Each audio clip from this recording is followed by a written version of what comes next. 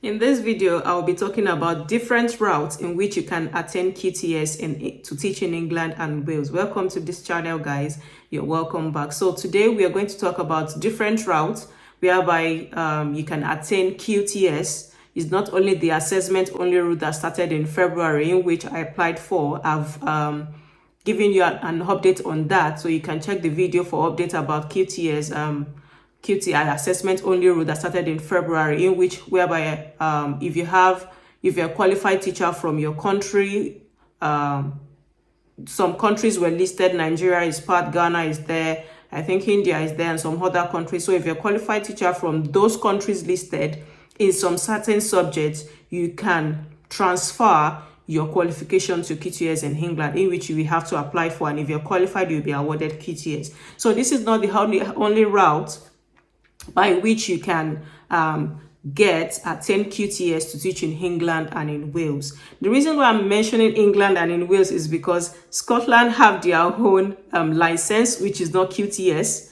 Northern Ireland have their own license, which is not QTS. So it's only England and Wales that you can teach using QTS. If you are to teach in Scotland, you have to get their own license, and if you are to teach in Northern Ireland, you have to get their own license. I'm still going to talk about this on my channel. So in today's video, we're talking about different routes in which you can attend QTS, and the first one is the assessment only route, which started in February, in which I have explained earlier.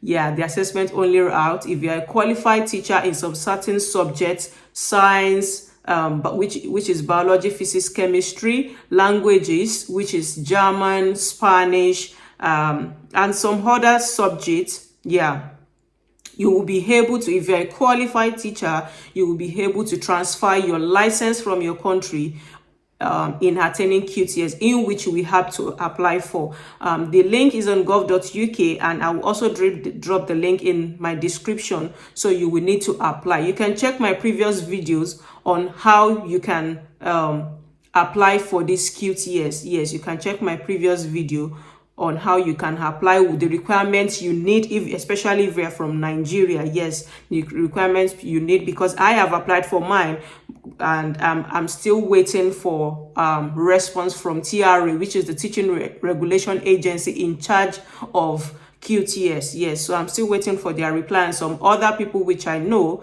are still waiting for replies from TRA. So we've been getting replies from them, especially when they got when I submitted my application. I got a reference number when they received my letter of professional standing from TRCN. TRCN is the Teaching Regulation Council of Nigeria, which gives us the license in Nigeria as a teacher, a qualified a license that we are qualified teachers. Yeah, it's just like the body in charge of teachers in Nigeria. Yes, so they got the letter of professional standing from them, and they sent me an email. We've gotten your letter of professional standing. So I would just say probably I'm on the last stage, and we are still expecting from them. So anytime they reply, I'll come here and come and share with you. Okay, this is the qualified teacher status is a legal requirement for teachers in the UK. Yeah, for teachers to teach in England and in Wales. Yeah, so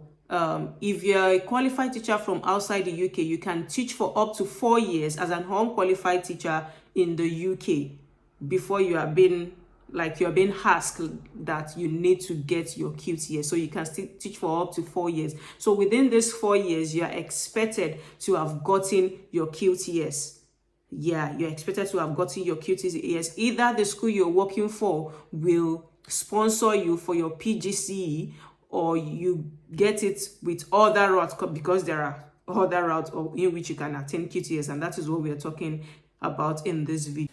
Although it is not a legal requirement in all schools, because some schools like academies, private schools, and some special schools, you might not need QTS for you to teach in those schools. Yeah, you can be employed as a permanent teacher to teach in those schools without QTS, but it makes it easier. Yeah, even with educational agency or teaching agency, you get to earn more, and it makes it easier for you to get into the teaching system if you have a QTS. It's just like a big deal when you say you have QTS to teach in England and in Wales. So the qualification you will need for you to attain QTS with the assessment only route is you will need a working experience either from outside the UK or inside the UK. Doesn't matter. You need a working experience for you must be like a licensed teacher from your country, yeah, for 9 months. Yeah, 9 months full time. Yeah, 9 months full time, or 2 years if it's part-time. But if it's full-time, like 40 hours per week, it's 9 months. But probably if it's part-time or there is a break along the line or something, you need to have worked as a teacher for 2 years. Now you need a degree from a university either inside the UK or outside the UK. You also need teaching English qualification and math qualification. Yeah, in your GCSE. It is called WAEC in Nigeria. Yeah, so you need English qualification. You must pass your English and you must pass your mathematics. Because while filling the form, you will be asked to submit your certificates. Yeah, you'll be asked to submit all the certificates you have. You will need to submit that. So you need to have all this qualification for you to qualify for the assessment only route. And the second route that you can attain QTS is by you going for PGCE. Yeah, PGCE is postgraduate certificate in education, which is 1 year. So you going for PGCE. After your PGCE, then you can apply for QTS. After your PGCE, you can apply for QTS. And the third route in which you can apply for QTS is you going for a bachelor's degree in education. It's 3 years in the UK. Outside the UK, from where I come from, Nigeria, it is 4 years. So you going for a bachelor's degree in education in the UK, and after that you would have to apply, after attaining your degree after attaining your bachelor's degree in education, then you will have to, I think you will work for 1 year. Yes, you will work for 1 year in a school that is postgraduate experience. You will work for 1 year. I think it's called NQT, New Qualified Teachers. Yeah, you work for 1 year and then you apply for your QTS and you'll be awarded QTS. So you can also take that route. Yeah, you can also take that route in attaining QTS. And the fourth one is whereby you start working with a school. Yeah, I've mentioned that, whereby you start working with a school as an all-qualified teacher. You are not qualified. You start working with that school, and some schools, will sponsor you for your PGC, for the 1 year PGC. They will pay fully funded while working with them, while getting your salary. Then you get funded. Yeah, you get sponsored by the school you're working for PGC, and then you get your QTS. So that is another route.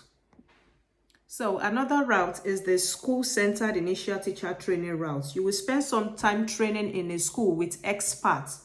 Yeah, you will spend some time training in school with experts, whereby you can even be asked to go to different schools to train in different schools, and then at the end of this training you will be awarded QTS. So there are different routes in which you can attain QTS. There's also another one, the school direct with tuition fee. This is similar to the salary school direct route, in which the salary school direct route is the one I talked about, in which you will be employed as an unqualified teacher. The school will sponsor for your PGC, which is 1 year. Then after that, you get your QTS. For this one, for the school direct with tuition fee, is that it's still the same way, but you might be asked to pay a fee. Yeah, you might be asked to pay a fee, and have that after your training, then you will be awarded QTS.